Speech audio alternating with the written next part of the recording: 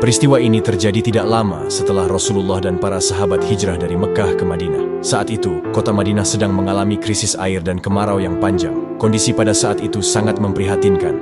Sumur-sumur warga mengalami kekeringan, sehingga tidak ada air untuk kebutuhan sehari-hari. Kota Madinah benar-benar sedang mengalami musim paceklik yang berkepanjangan. Namun, ada satu sumur yang tidak mengalami kekeringan, dan sumber airnya masih mengalir meskipun musim sedang kemarau. Sumur tersebut adalah sumur Raumah, salah satu sumur miliki seorang Yahudi. Untuk memenuhi kebutuhan air, maka kaum muslimin dan penduduk Madinah terpaksa harus mengantri membeli air bersih dengan harga yang mahal dari seorang Yahudi tersebut. Kabar ini pun sampai di telinga Rasulullah Shallallahu Alaihi Wasallam.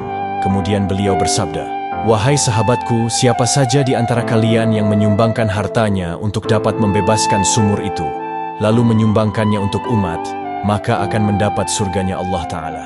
Mendengar Rasulullah bersabda seperti itu, Sayyidina Utsman bin Affan langsung mendatangi si Yahudi pemilik sumur tersebut.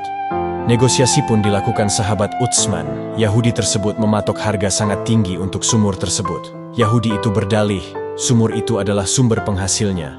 Jika sumur itu dijual secara penuh, maka ia tidak dapat lagi mendapat penghasilan.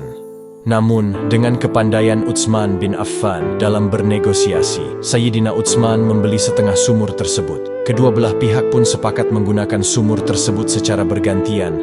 Satu hari milik Yahudi, satu hari milik umat Islam. Saat giliran sumur itu kepada umat, warga berbondong-bondong mengambil air dari sumur tersebut tanpa perlu membayar. Sebaliknya, saat sumur itu menjadi giliran milik Yahudi, warga tidak ada yang mendatanginya. Hal ini membuat Yahudi itu mengalami kerugian dan tidak ada pemasukan.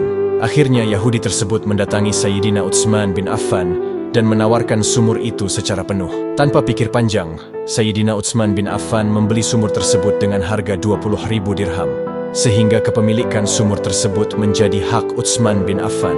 Secara resmi, Sayyidina Utsman bin Affan langsung mewakafkan sumur tersebut untuk kaum muslimin, kepentingan umat dan seluruh warga Madinah. Akhirnya, sumur milik Utsman bin Affan tersebut menjadi satu-satunya sumber mata air dan lahan di sekitarnya, bahkan hingga ditanami kebun kurma. Rakyat Madinah memanfaatkan kurma sebagai salah satu sumber penghasilan mereka, yakni untuk berdagang, dan hasilnya dimanfaatkan untuk kepentingan umat.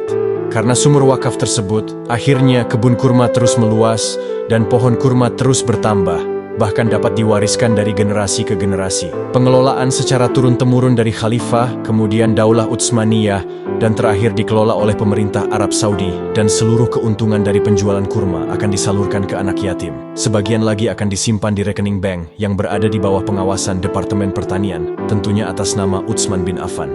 Meskipun sudah ribuan tahun berlalu, manfaat yang diberikan oleh sumur Utsman bin Affan hingga kini masih tak berhenti mengalir. Bahkan rekening atas namanya pun terus bertambah. Sampai akhirnya pemerintah Arab Saudi memutuskan untuk membeli tanah dengan uang tersebut di kawasan eksklusif, yakni Markaziyah dekat Masjid Nabawi, dan dibangun sebuah hotel dengan 210 kamar.